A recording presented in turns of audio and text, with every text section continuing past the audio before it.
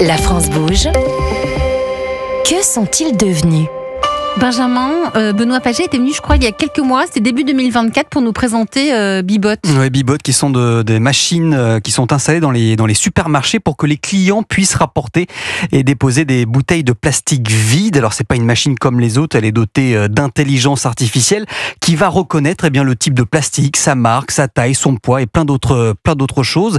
Et ces bouteilles, elles sont ensuite broyées en paillettes qui sont envoyées dans un centre de recyclage le plus proche et transformées en nouvelles bouteilles en plastique et pourquoi pas des boutiques plus tard. Et donc le client lui récupère quelques centimes par bouteille déposée sous forme de bon d'achat. Donc tout le monde est gagnant et en plus de ça c'est pratique parce que ça se passe à l'intérieur même des supermarchés. Bonsoir Benoît Paget. Bonsoir. Fondateur de Bibot, vous étiez venu donc dans l'émission en mars dernier. Qu'avez-vous changé dans votre entreprise depuis votre passage ? Je rappelle donc ce sont des machines installées à l'intérieur des supermarchés. Je crois même que vous avez démarré dans les centres Leclerc. Hein. Absolument. Oui. Je crois que la première a été installée à Saint-Étienne-de-Rouvray, donc à côté de Rouen. Ah ouais. Et c'était il y a en 2021, donc il y a maintenant 4 ans. Et ce qui est nouveau, c'est qu'il y a 4 ans, on a mis la première, et là, en décembre dernier, on a mis la 1000e. Donc pour nous, on est assez fiers. Bravo, c'est canon ça. Ouais, on est très contents parce que ça veut dire que c'est un nouveau type de service qui correspond vraiment effectivement à ce que des clients attendent. C'est, je pense que dans ce qu'on a fait, quelque chose qui fonctionne bien, qui plaît, qui redistribue le pouvoir d'achat. Et puis c'est facile, c'est facile. C'est-à-dire qu'on nous dit sans arrêt, il faut recycler, faites attention à la bouteille. Mais vous, c'est à portée de main. On fait nos courses, on va déposer nos bouteilles. Donc c'est ça aussi qui rend qui donne envie. Alors c'est facile et j'ai même envie de dire c'est ludique quand on voit les enfants s'en servir.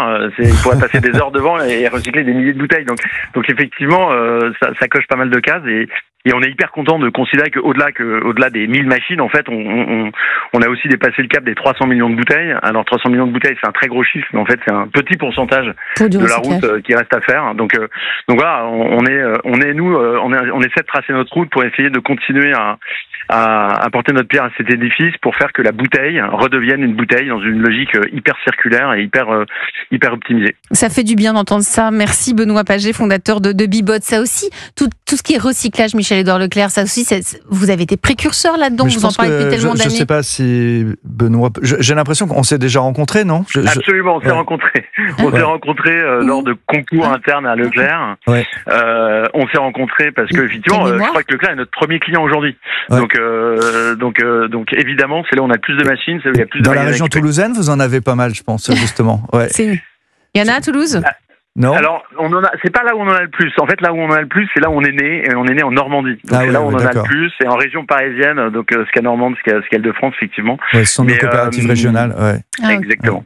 Donc voilà, tout ça, ça fait du bien. Là aussi, vous accompagnez en prenant les machines Bibot de Michel-Édouard Leclerc quand les indépendants prennent ces machines. Là aussi, l'enseigne accompagne les entrepreneurs, accompagne les startups, et qui accompagne notre société. Les changements. Mais ça, c'est une richesse, si vous permettez de le dire, c'est très pubeux, mais les commerçants indépendants qui restent entreprises, familiales, même si c'est pas la famille, c'est le directeur, on a des systèmes d'aide mutuelle pour que nos salariés puissent reprendre les magasins. Ils gardent cette logique entrepreneuriale, donc ils s'entourent. Et ils décèlent, ils voient l'intérêt tout de suite. D'un écosystème d'entrepreneurs. Ça fait je sais pas dire, ce mot est un peu barbare, mais on aime l'entreprise des autres aussi. C'est vrai que c'est pour ça que tout à l'heure, je prends des tons un peu combattants pour aller chercher des prix, la négociation commerciale, mais ce n'est qu'un moment de la vie inter-entreprise. Moi, j'ai beaucoup d'estime, y compris quand je suis pas d'accord sur les prix vendus par tel ou tel entrepreneur, parce que c'est toujours le commerçant qui a l'air de s'en être mis dans les poches quand il y a de l'inflation. Hein, donc moi, je préfère... mais moi, j'ai de l'estime pour celui qui crée, qui prend des risques. Vous avez de l'estime pour l'entrepreneur et l'entrepreneuriat. C'est facile pour vous d'entreprendre en France aujourd'hui ? J'anime une école de commerce qui s'appelle Neoma. Et c'est plein de jeunes aujourd'hui qui sont tentés beaucoup par créer des entreprises, qui ont des projets. Il faut qu'ils rencontrent des parrains, des marraines, des sponsors, un petit peu comme ça se passe comme ça dans votre émission. Oui, tout à fait. Et donc, je suis très content si mes collègues de Leclerc peuvent aider à ça.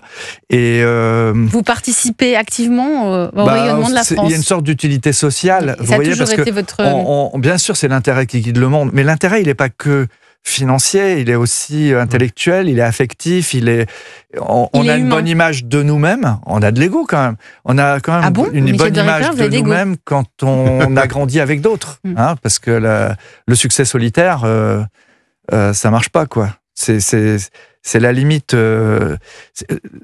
Le succès ne doit pas entraîner uniquement l'expression d'un rapport de pouvoir, comme on le voit aujourd'hui dans la politique américaine. Ça, j'espère qu'en Europe, on n'aura pas cette tentation de la République des entreprises sur-égoïstes et sur bodybuilder. Là, pour le coup, faut leur fermer les salles de sport. En tout cas, Michel-Édouard Leclerc, vous participez au rayonnement de la France, vous participez à cet essor. Je ne pas trop quand même. Mais si, de cet essor de l'entrepreneuriat, c'est aussi pour ça que vous étiez parmi nous. Mon voisin là, qui a créé FIFA, le plus grand jeu de foot.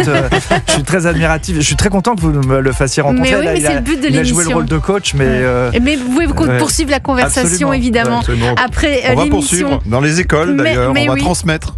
Merci Michel-Édouard Leclerc. Merci d'être venu ce soir dans La France Bouge. Bonne chance, José Riarté. Vous nous donnerez des nouvelles. Cofondateur PDG de Stradot. Philippe Sauce, vous revenez évidemment quand vous voulez. Vous êtes très bien, directeur général de La Tête dans les nuages. Et Benjamin Lévesque, on se retrouve lundi pour une prochaine France Bouge. Ça, je vous laisse entre vous, mais je veux rien savoir. Dévoilons pas tout, Michel. Dans un instant, c'est le journal de 22h sur Europe 1.